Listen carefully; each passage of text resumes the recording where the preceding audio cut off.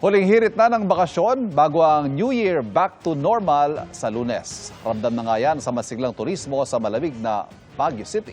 At ang ilan meron na raw travel goals ngayong taon. Mula sa City of Pines, nakatutok live si Bam Alegre. Ma'am, gaano ba kalamig dyan ngayon? Evan, nag-range between 18 to 20 yung lamig ngayon. Pero yung lowest na naitala ngayong araw is 14.6 degrees. Dito yan sa Baguio City habang nagsisimula na rin magsiuwian ang mga turista. Habang may ilang nakabakasyon pa dito sa Baguio at sinusulit pa ang holidays bago mag-back to reality, may ibang latag na ang travel goals ngayong 2026. Ang mag-anak ni Fres Cayabyab nasa Camp John Hay nagbakasyon. Sama-sama raw sa summer para sa next stop ng kanilang bucket list. Ang plano namin ay makarating ng Sagada ulit. Sama-sama mga pamilya para yung memories, syempre. Ma-preserve.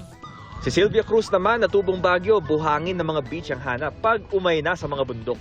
If ever gusto namin baler, La Union para may dagat.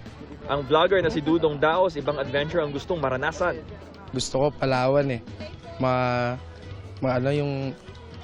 Magbo-boat ka, kayak, tas pupunta sa iba't ibang island.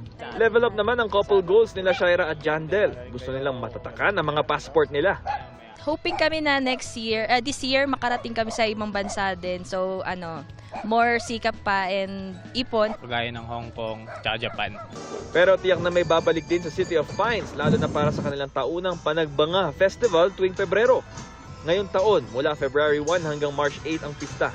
Ayon kay Van Paino ng Baguio Flower Festival Foundation Incorporated, ang organizer ng Panagbanga Festival, dahil ikatlong dekada na ng pista ngayon 2026, 1 million pesos ang premyo ng mananalong large float sa isasagawang Grand Parade mula February 28 hanggang March 1.